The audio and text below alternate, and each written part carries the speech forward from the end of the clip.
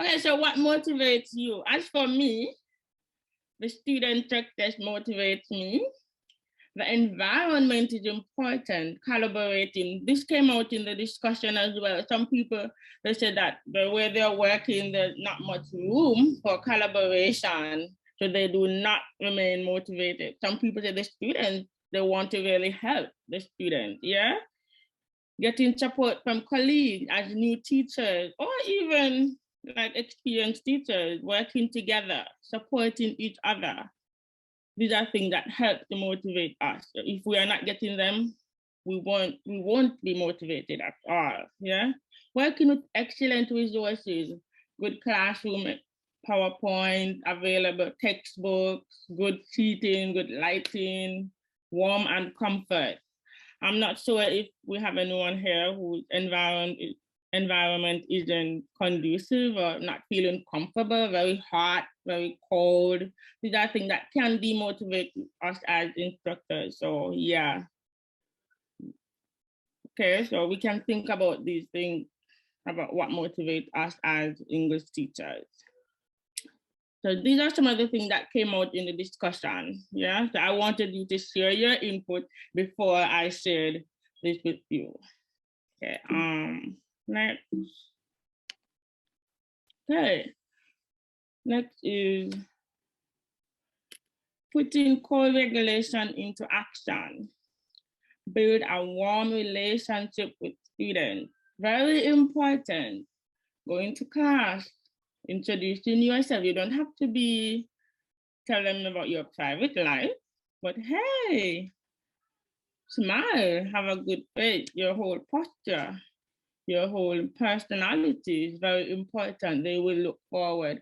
I remember like last year, my students, I always look forward to them. Hi, the whole demeanor was so interesting to me. I felt good every time looking forward.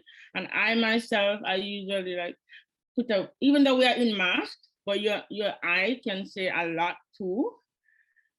If you agree with me, yeah, your eye, your body language is also very important. Try to talk to them, not only about the lesson, you know, how was your day? What did you do for your holiday? Where do you plan to go over Golden Week? You know, things like that. Try to talk to them, try to get to know their names. Very, very important, building relationship. Okay. Next.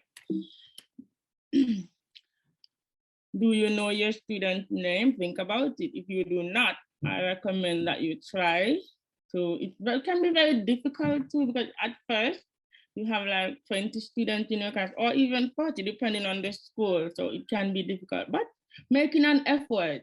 I find that students do like when you refer to them by name. I usually write out my student's name and try to get to know them. And oh, she can call my name. Oh, they feel very important when you do that. Do you take the time out to get to know them? Why do you think this is important? Now you can think about this. Getting to know your students, you can know their goals. Why do they want to study English? Yesterday was my first day at Shimonoseki. And the first thing I did, I introduced the textbook and I asked them, what are your goals for studying English this semester? Most of them wrote they want to improve their vocabulary, they want to speak with foreign people, they want to make friends, they want to listen to songs. And at the end of the semester, I will revisit this. I had them do it on Google Classroom, and when the semester ends, we will revisit these goals. Have you achieved these goals? Remember on April 14th, you identified these are the things that you want to establish during the semester. At the end, we will revisit it together as a class. I do this for all my classes. I did it last year, it worked. And I recommend that you do the same if you are not doing it. Have them identify their goals and objectives. Take the time to know them. Find out why do they think this is important for them to study English. Knowing why they want to do it can help you to plan your lessons also. Okay. Next, as I said, goal setting. Talk with your students and learn about their past experiences studying English. Then ask them to tell you what they hope to achieve from this class. This could be their first homework. This is something that I do and it works for me. So you can also do the same if you aren't. Okay. So finding about their past experiences can help you if they have like bad experiences, like only no opportunity to practice English, their classes are boring, you can start implementing new strategies into your lesson, using more pictures, using more audio, using more visuals, just things that will, you think that they will like, like can help them to grasp English much better, or any subject for that matter, not only English. Building relationship, what are some of the ways you interact with your students? Now, again, I'd like you to share in breakout rooms again, what are some of the ways you interact with students? How do you try to build a relationship with them? Okay, can we do some breakout rooms again? Okay, how long would you like the breakout rooms? The same. About 5 minutes? Yeah, let me see. Last time we used long. Yeah, 5 minutes is good. They don't have to talk very long. What are some of the ways they interact with their students? Like at the beginning of the lesson, what they do. I share what I did, so they can share what they are doing in their classroom. Yeah. Okay.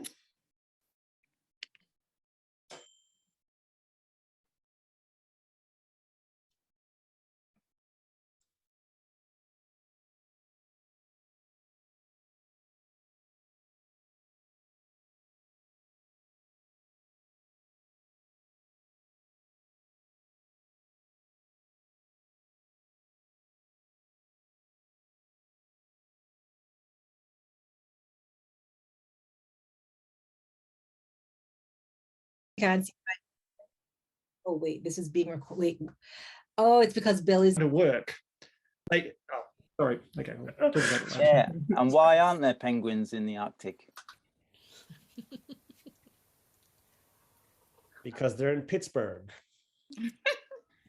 Anyway, I was just saying ice hockey reference. I was just saying I go off on tangents, and one guy wanted to go to Antarctica to study penguins, and he was really embarrassed, but this girl was introducing him to the class, and but then I realized he was embarrassed, so I started asking everyone, why aren't there penguins in Arctic as opposed to Antarctic?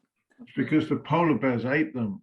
Exactly. I think that's might be one of the reasons, but are there no polar bears in the Antarctic? Anyway, Fiona, it's your... Okay, yeah, so we're back. How was that discussion? Everyone had a good time talking about how you try to build a relationship with your students. It's very important.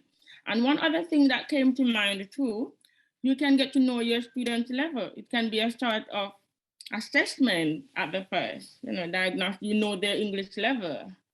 When you get to talk to them, at first you find out, like, how are you?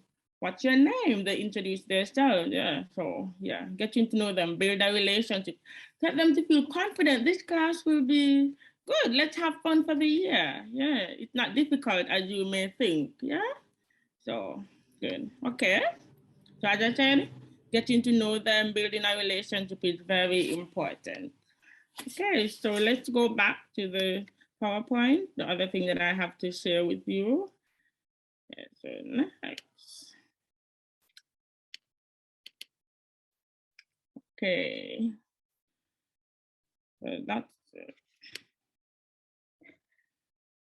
So I said this before, establishing aims and objectives. It's very important. Do you have clear lesson unit or course objectives? You go through the syllabus or the textbook with them. It's very important.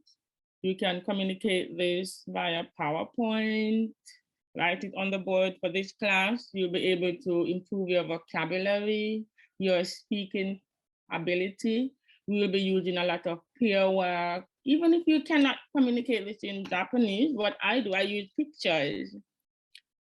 Two people will be using group work or peer work. So yeah, the aim and objective of this course are: one, you'll be doing vocabulary tests. Let them know what this course is about. You do not just go in the classroom and just start teaching. They don't know what it's about.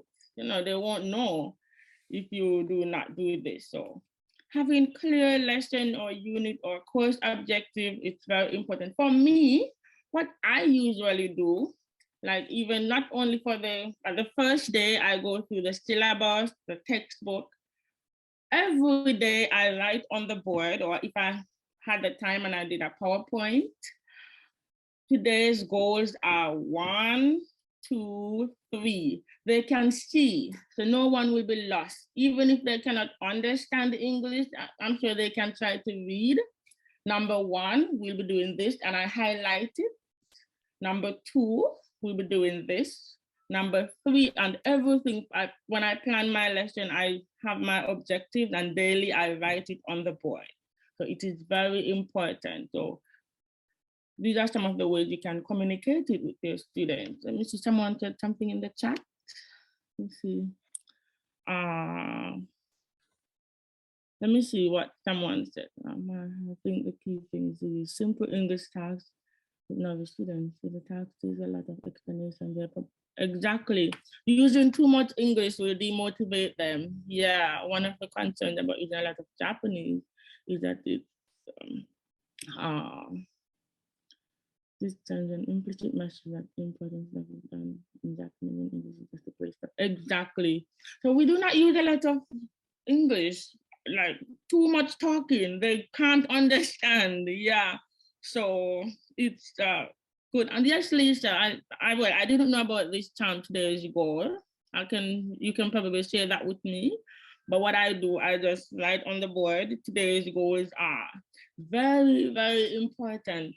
And also turn to page nani. Like for me, when I started teaching at one of the universities, one of the classes that I have, I noticed some students may be at a different page.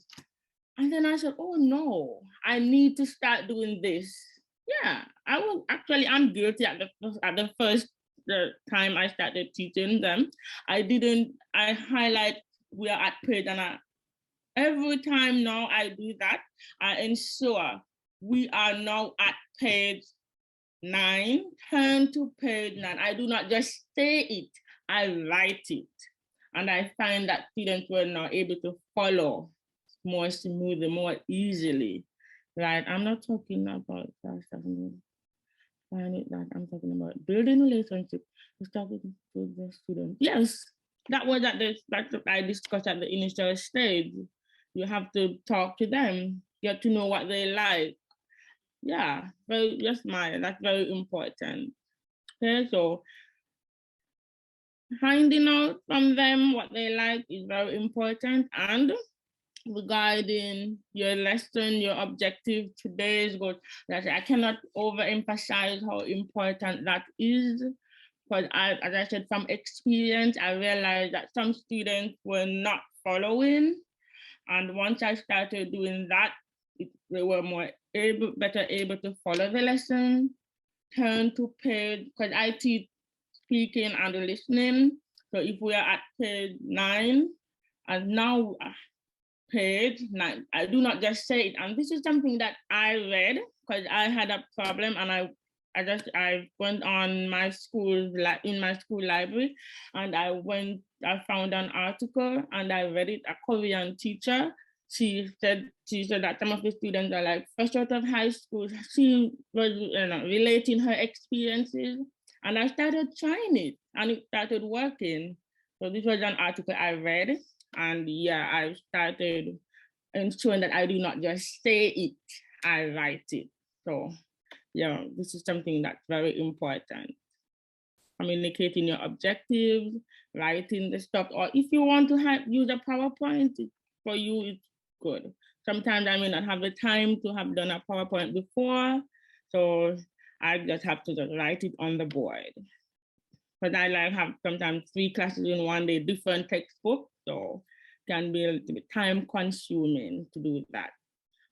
Okay, so the next one is the next slide. So communicating to your learners, the lesson objective is very important. Also the unit or course. So next is, giving instructions, something that I said before. Write on the board or use a PowerPoint presentation to explain the target and objective of every lesson. This will help your students when they are doing their self-reflection task. Self-reflection, as I said, is something that I implemented in my class. At the end of every lesson, I asked them to reflect on the lesson. How do you feel about today's lesson? What did you learn from today? Okay, someone is saying something after. So they can look back. Did I understand this? Were I able to understand what my teacher taught about this listening task? So for example, today is acquaintances. Am I able to ask an additional question? So like the first lesson would be, hi, my name is Fiona. And as you know, as English speakers, we usually say something extra about ourselves, which is very important when speaking. Unlike in Japanese culture, they are more reserved. So yeah, you teach them. It's the goal of becoming more fluent in speaking English is for you to ask an additional question. For your first meeting someone, hi, my name is Fiona, where I'm from, and where are you from, or how about you? Yeah, so can they do this now? Before they couldn't do that. So if you had it written on the board, they can identify, can I do this? It's very important. Yes, okay, someone is saying something. I'll read it after.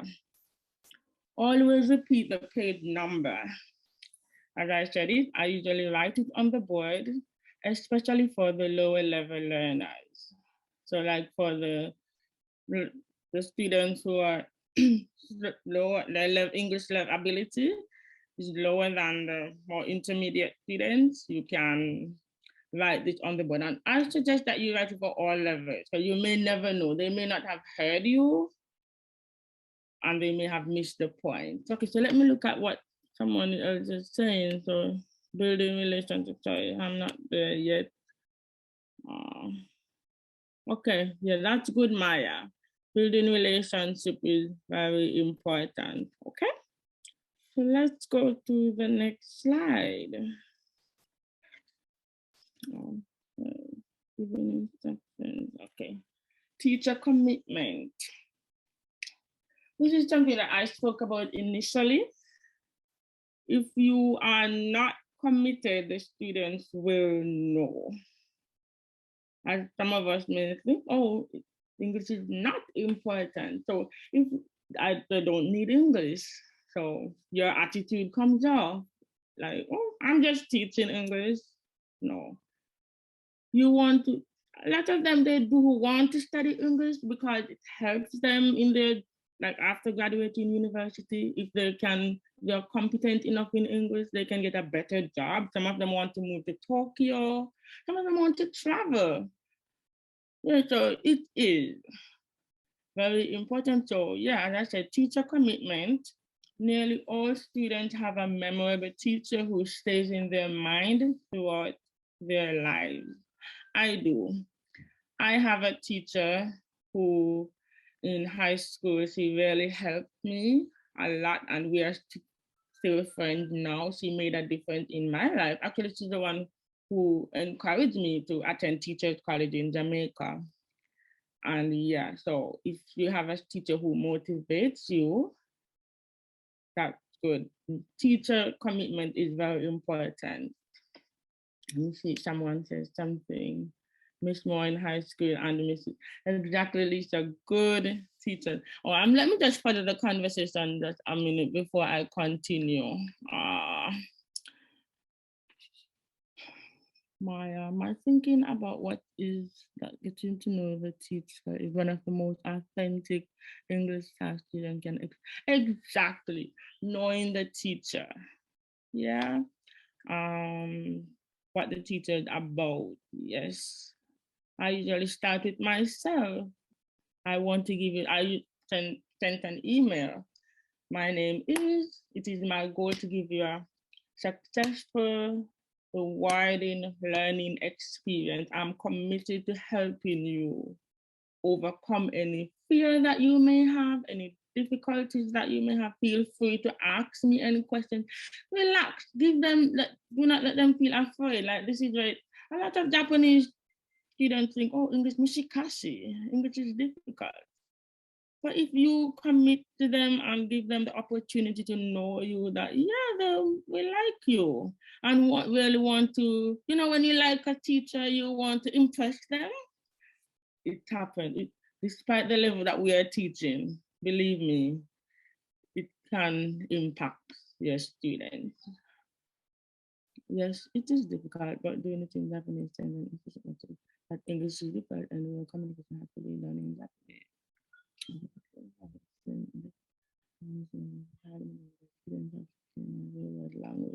Yes, yes, it is. And also, Trevor, you mentioned it about teaching. One of the research that I'm currently doing is teaching a language, teaching a second language in the student's language helps them to be more motivated. Yes, and I think that is, I'm not sure if at everyone's university now or even at the elementary level, that's why we had ERT students, because if they cannot think in their language, they are going to be demotivated. While us at the higher level, we are teaching most of the students, they do have another class with a Japanese professor who teaches them in Japanese, the grammatical aspect, while us as native English speakers, we teach them the speaking and the listening component, because it is very important for them to be able to think in their first language. And hence, while we are cognizant of the fact that they are not competent enough to think in English, but if we use simple sentences to get them to become more familiar with the language, be able to listen to the language, it can motivate them too, because they are getting an opportunity outside of the Japanese, being taught by only a Japanese professor or Japanese teacher. So it forces them to want to interact with the native teacher or native speaker rather. That's succeeding. I have to agree with survivors that I do not understand Japanese. Exactly, Mr. Cochran. I said to them, I'm like you. I am still, like, I do not speak Japanese fluently. I'm just learning Japanese. So I'm like you. I do not know Japanese. Same like you, you do not understand English in its entirety. So we are all learning together. Very good, Dr. Cochran.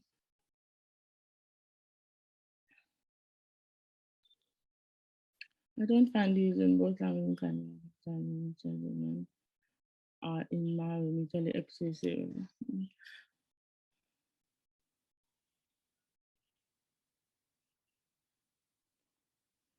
So in the English language classroom, I'm not sure at everyone's school, but I know that is why we had the implementation of MEX for them to be able to study in their language, and that's why Japanese moving forward to having students study in their language, because cognitively it's more rewarding for them because they're able to think in their first language while they get because that's why we are doing in the EFL context, since it's not in the ESL context and they're studying English in their country, so they do not get enough opportunity to practice the language. So it is very important, it's an important aspect cognitively for them to study in their language. So that's why hence while we assist before. If you are an ALT, you assist with the teacher. If you are in the classroom by yourself, you use simple English to help them. A lot of pictures, a lot of videos, but it is very cognitively important. Children that tasks are using the first written class, point to demonstrate they can interact in English. Okay, I'll have to check that after.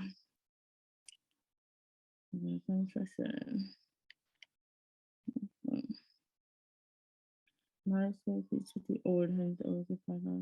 I think it's fine. Okay, okay, very good. I said, back to teacher commitment. So if you give students yourself,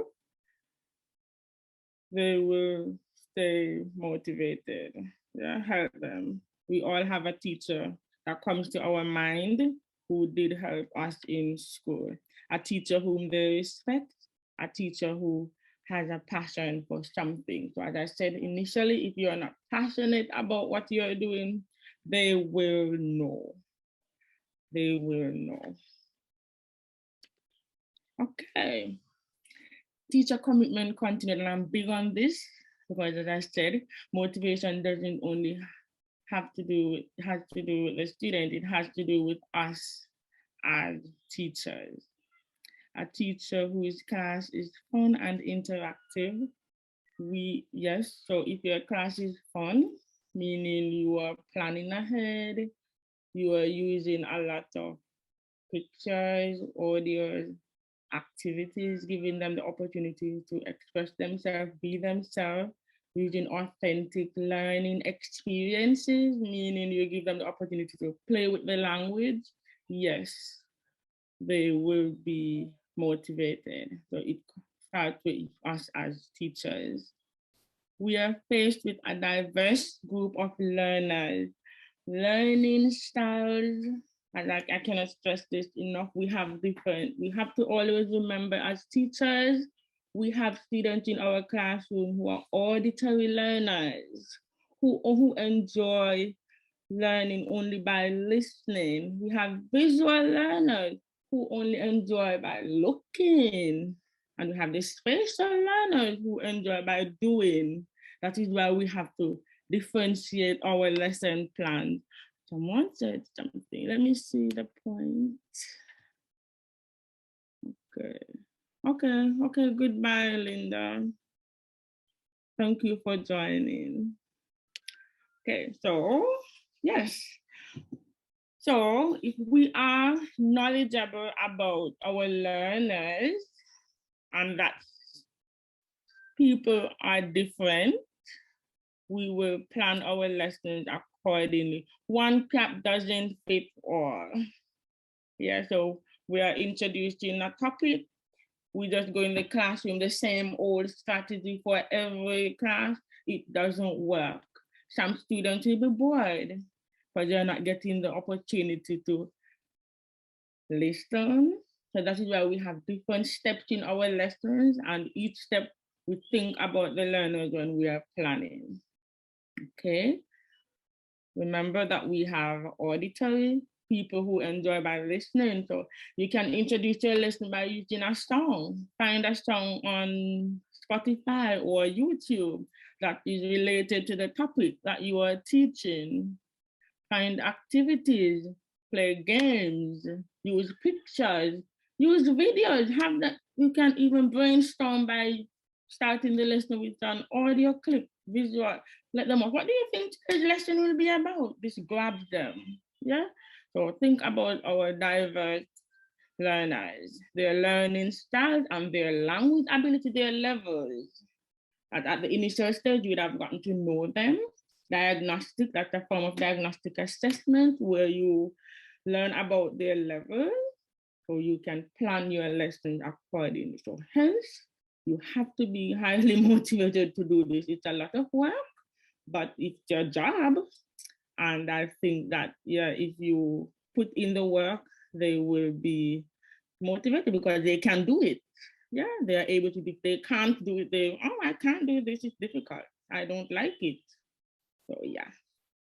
And interest. So as I said, interest here, you would have read their goals and objectives, you'd have known why they want to study English, and you use that accordingly. Therefore, it is up to us to make English enjoyable, meaningful, and effective.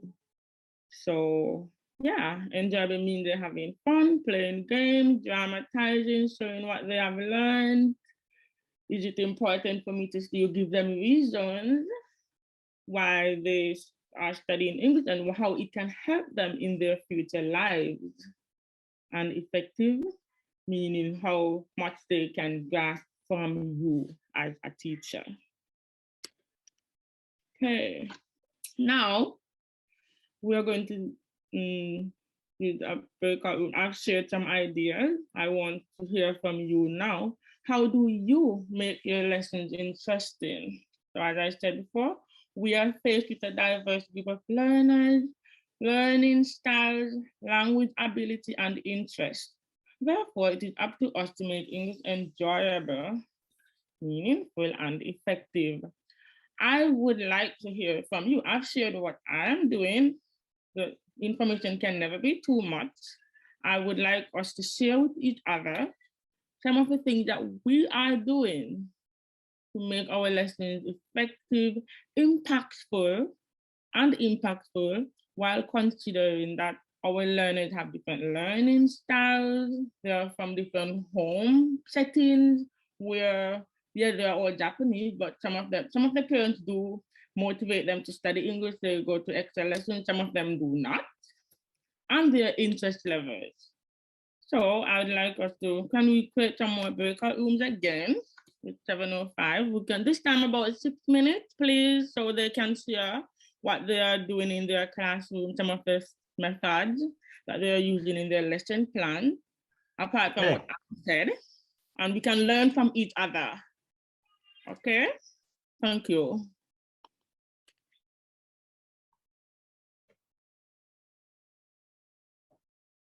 Enjoy. Okay, so everyone enjoyed talking about things that they use in their classroom, methods to keep the students highly motivated. We discussed about thinking about their levels, the kind of learners that we have in our classroom. It's very, very important, and I cannot overemphasize that. Please ensure that, you know, when you are planning your lessons, if you want to keep the students motivated, you think about their likes and dislikes, what kind of learners one cap doesn't fit, or we differentiate our lessons by thinking about the auditory learners. And I shared with my group that when I was a student in high school, I liked social studies so much.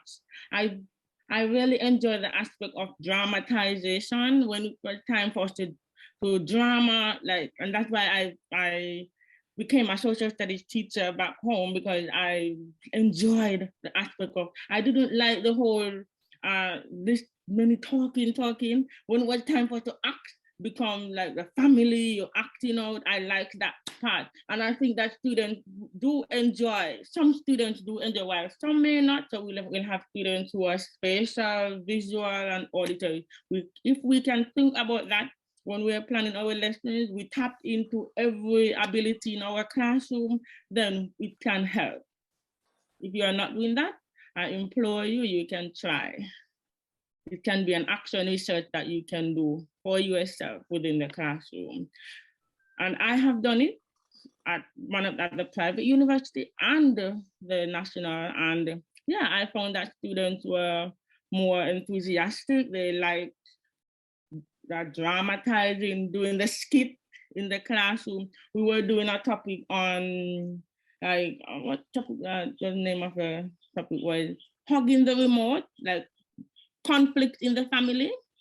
And I had them, okay, think about a situation where your sister likes to hold the remote.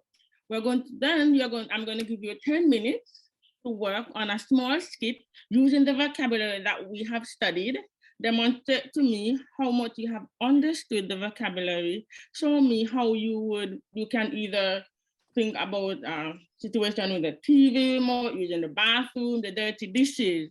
and I gave them options. You can choose. I gave them the opportunity to choose their own topic. I didn't assign student tasks. That's another way to motivate them. You give them opportunity to choose whatever they want to present on, and they liked it. They came up with ideas. Oh, why are you watching anime? Why you're holding the remote too long? Then another one, they pretended to be doing makeup in the group, and they were like knocking on the door like someone wants to use the bathroom. So these are ways. Presenting in the classroom is another way. Students, despite whatever we are teaching, any topic, you can come up with ideas. Okay, so let's go back to the presentation. Okay.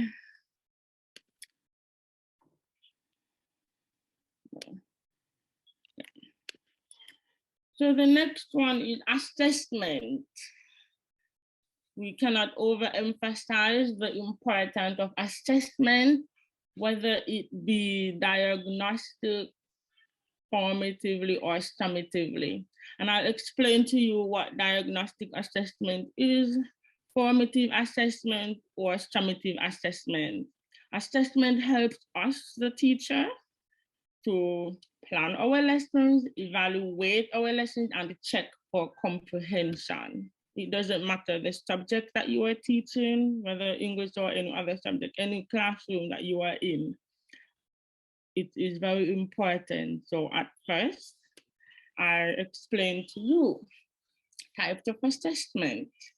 Do diagnostic assessments before you plan. So at first, you have a group of students in your class, whether at the elementary level or the junior high school level, high school, university level, or private. It doesn't matter who you are teaching.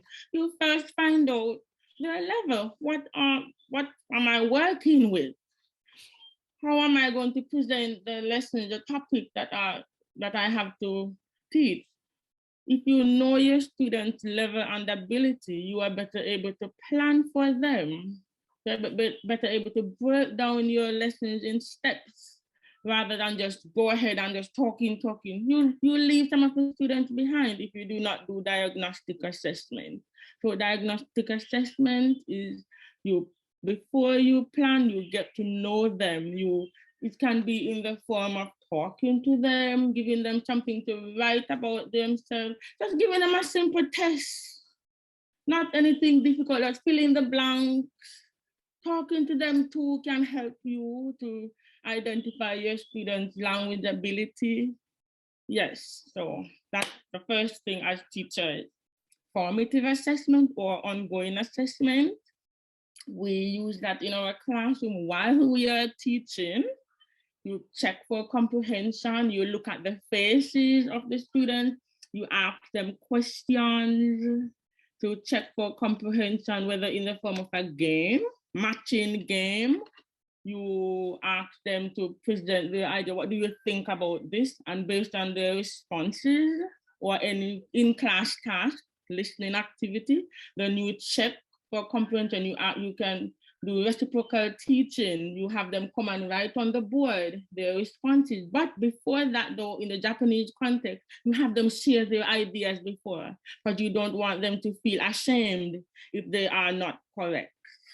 Yeah, for the formative assessment. Summative assessment at the end of the lesson or for the exams that we are doing. So at the end of the lesson, they present, it's the output aspect now.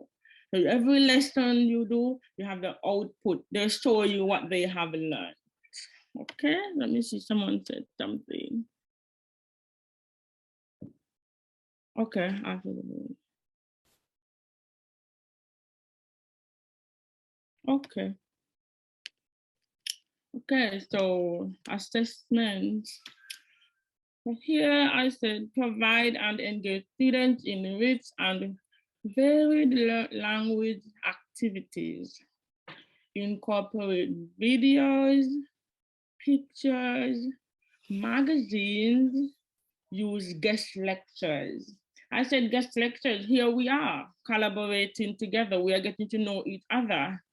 If we can plan our lessons, we can get students our other teachers to present to our class would be a good idea. At one point, I was thinking to use my friend in the UK to have my student talk to her students via Zoom, but the timing wouldn't permit because of the difference in time zone. But if you have a friend, the teacher or anyone who's willing to talk to your students, they would enjoy it. Every day they're seeing Fiona Sensei or Trevor Sensei. Yeah, collaborate, there's a difference. You know, people like newness. So one day talk, guest lecture, that presents anything to your students. It can help to motivate them. Pictures, as Lisa presented last month, and she gave to our website picture, very good. Thank you, Lisa. I used it since at the beginning of the semester, and it's very good pictures to make your lessons enriching and more interactive. Magazines, you can, if you're teaching a talking class, you can ask students find on things that they like, relevance, yeah? And what do you think? And they would look in the classroom. You can, if it is even one magazine and you share it, they look at it, and then what do you identify, you know, from this? So yeah, ask them, what can you see? Is there anything that you can identify, you can make connection with? Yeah, these are things that will motivate them. Videos, as I said, I shared in my breakout room that I use Netflix. I was teaching a topic on scared things that scare you. I checked the movie before. I have Netflix on my computer. So what I did, I watched it. And the part that I really wanted students to listen to, for the vocabulary that was relevant to what I was teaching, I had them watch it, have them listen and write down any familiar vocabulary from the lesson that I was teaching, and they were able to listen and identify, and they were happy, they enjoyed the movie. I didn't have, because our lessons are 90 minutes, but I didn't have time for them to watch the whole lesson, but about 20 minutes, and they were able to, these things motivate them, they're excited, yeah, to teach new, use peer work. Peer work is very important because Japanese students can be very afraid of speaking and sharing their ideas. So if they can communicate with each other before, like learning new ideas from their peer as in peer work is too, and from their peer, PEER, within the classroom, it's good. So this is very important. Group work too. At another university, I mostly use a lot of group work for them to do the activities rather than peer work, because I find that even if you ask them to make a peer, there may be other students who have more ideas or whose language ability is a little bit higher, can share their ideas, and it helps them. They can see that their peer, PEER, can do this, they too can. I had a boy last year, he didn't bring any book. He's one of the soccer players, and I had a problem with him. He wanted to sleep in the class.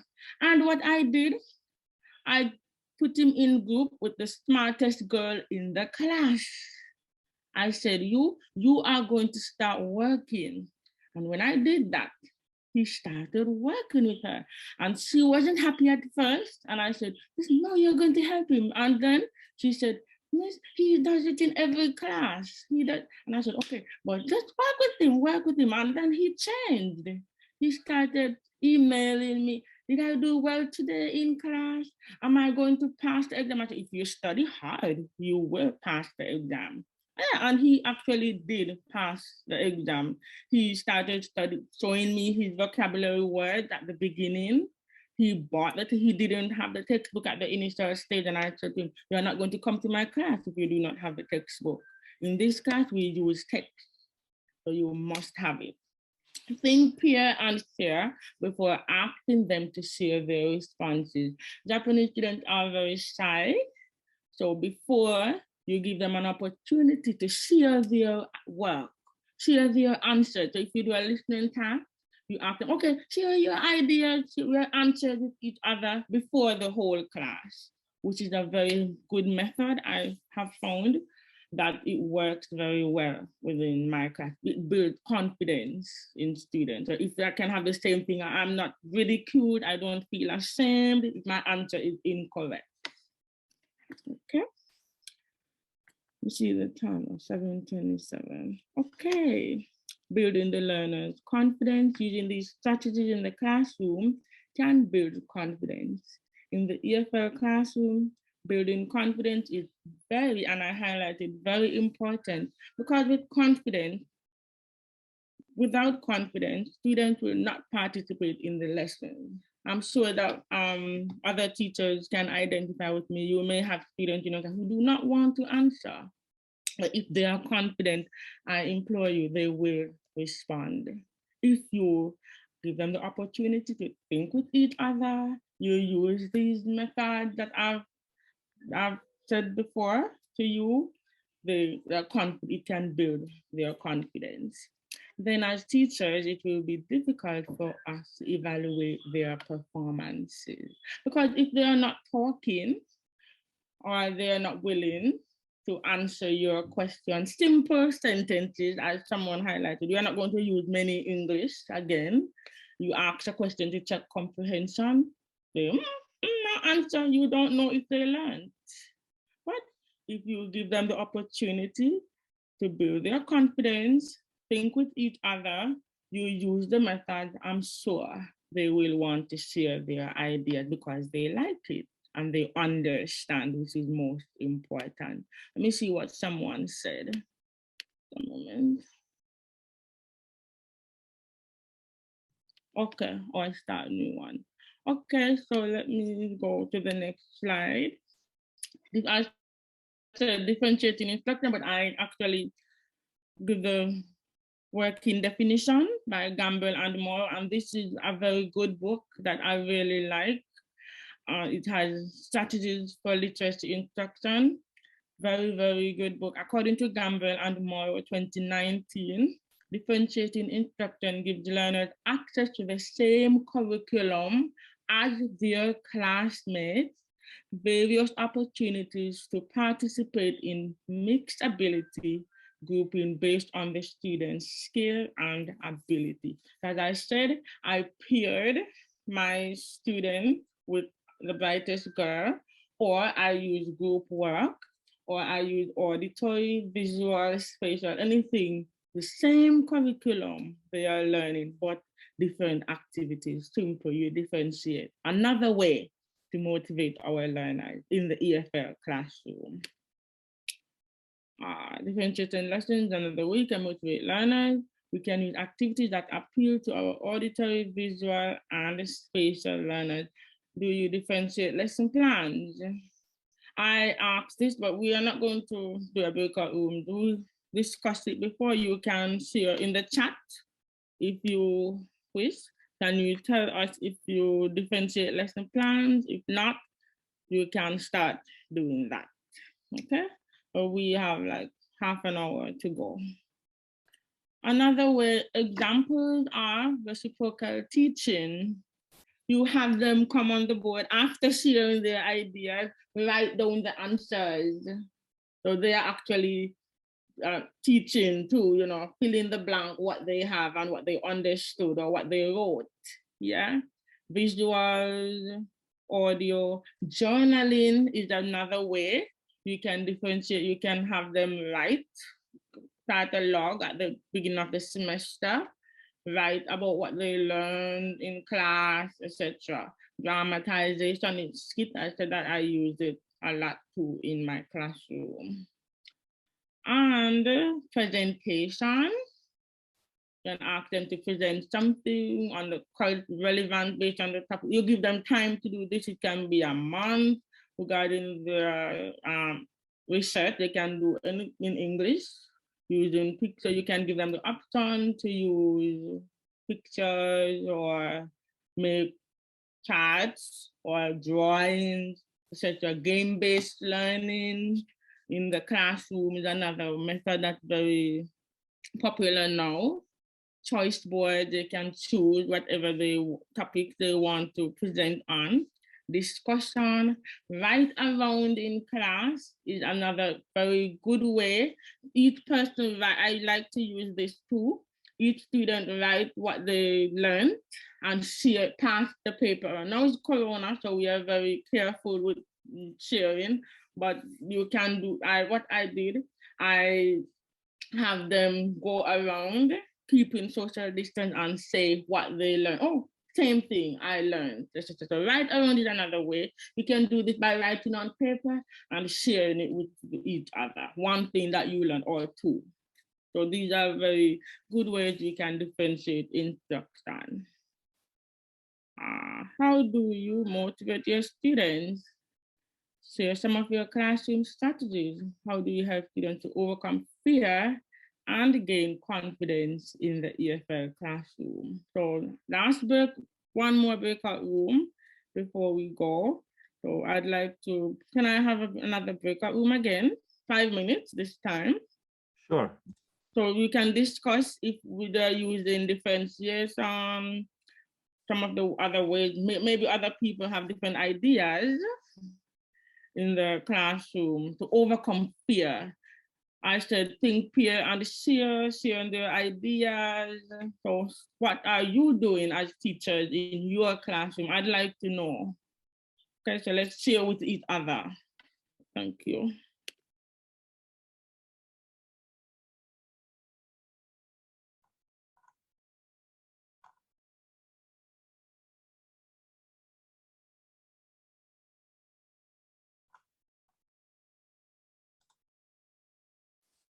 Recording in progress. That was going. Time. So everyone is having a good time sharing their ideas. We have almost out of time, so let's just go to the next. Provide consistent positive regard, support, and empathy in times of distress. So you may have to, I saw someone said that students may break down crying in classes. So you can support them. So it's okay, it's not difficult. So support them, yeah? If they do not understand something, you reinforce it again, which is very important for them to understand. So positive regard, be confident, you can do this, you can do this. Support them in time of distress. If they do not know something, as Linda was saying, she said, it's okay, you don't know, that's good, that's support. You empathize with them, yeah? Okay. And teaching strategies that work, model for students, and show them examples of a strong and weak work. So for example, you're going to give a writing assignment, you show them, this is what a good example is, this is a weak example. Do you use cooperative learning? Think, pair, share. I said it before, do you use group learners? Do you group learners based on their language abilities? Give them the options, choose their own groups. What did you observe? As we are almost out of time, we cannot do the breakout room this one, I'm sorry, but you can think about this, cooperative learning, model for students, good examples, think, parents share, as I said before, give them the opportunity to talk to each other. But Linda's class, she cannot do that. So unfortunately, that's not good enough due to Corona has placed, has dampened teaching a lot, so not good. But these are good ways to motivate them and give them options to choose their own group. You do not just place them in groups. If they can take ownership of their own learning, they will like that too. So my observation is it helps. They are more comfortable to work with who they like. Or if you see some students maybe sitting by themselves, you say, okay, join this group, but you may have that one student who doesn't want to join. You encourage that student, okay, join this group. It's fine if you see that in your class. Okay, assessment again, as I didn't highlight this at the beginning, so I wanted to share this. Always create and give students rubrics.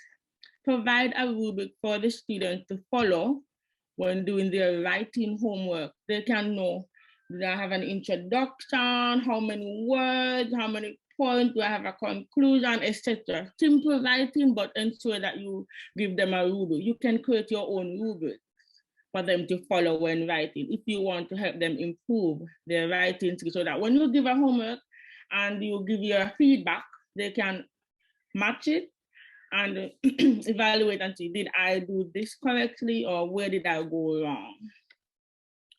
Okay, do the rubrics for writing homework, preparing their speech test, which is very important, and any other form of graded evaluation. Let them know what you are looking for. Help them to track their own progress. Help them to give them something to work with so that they can know what they are doing. Give timely feedback and do not just say good job. Instead, ensure that you praise their work. For example, you have improved since the last presentation. Make comparisons and show them their growth. This helps them. Oh, I feel good. I'm doing better. This is a way to motivate them. Psychology. Yeah, you give them, just not say good job. You can also say, oh, I like the sound of that. Your pronunciation is better. Stuff like that. Make comparisons. I do this and it helps. They look, you can see their expression or body language. They feel good. People like praises. Yeah, it's good. Okay, let's see. Okay, always check for comprehension. Simple fill in the blank question, presentation. Exit tickets or slip. Exit tickets are something that they can write at the end of the class, how much they have learned within the class. And you, the teacher, can use it to your advantage when evaluating your lesson plan, okay? So I think that I wanted to do something about timing. Do I have more time? No, 7:47. Someone was saying they want to continue talking at the end. Hello? Yes, you can use until 8 o'clock, and after we keep this open for anyone who wants to stay for some social time. Okay, so let me just, I have one other, I want to show them something that I do for myself. I have students assess themselves at the end. Like for voice, I spoke clearly and loudly enough so that my partner could hear, strongly agree the circle. I tried to copy, but it came up in this color, but this is just a sample of something that you can make. I made eye contact with my partner while speaking. Fluency, I did not stumble over many words regarding the vocabulary. I was very confident when speaking English. I was not shy. This is something that you can, self-evaluation is a good way to keep them on track and help them to see where their progress is, yeah? If they have improved significantly or they by themselves, which is another good way to motivate students and help them track their progress. So you can use something like this, and I do the Japanese translation, voice, eye contact, fluency, confidence, agree, strongly agree. You can print this out, or you can use it on, if you're using any programs in Google Classroom, Teams, etc., have them go on it and do, and they can keep a track of their progress. Okay. How can you motivate your students who may think that English is boring? Okay, so this is the last thing. I have an audio. I want you to listen to it. And then you're going to say, how would you help such a student in your classroom? Just a moment, please. Finally, in breakout rooms, how would you ensure that you assist such a student in your class? So I'm going to play an audio, just about a few seconds.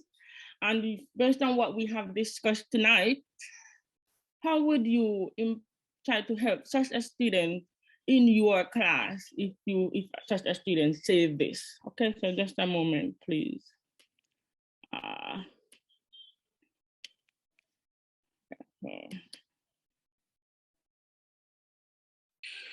Do you think studying English is important? I don't think studying English is important. Why? English is difficult. This is Japan. I'll never leave Japan. I always want to sleep in class. Why? Because it's boring. Oh, your teacher is not interested, right? So how can you help me to become interested in Okay. English? Okay, so this audio, this student is not interested in English. He thinks that English is boring. He's not going to leave Japan. In breakout room, about 5 minutes, so it's 7:50, I'd like you to talk to each other. How would you help just a student in your classroom? Bill, can you play the breakout room for me? If you need me to play the audio once more, can do that. Okay.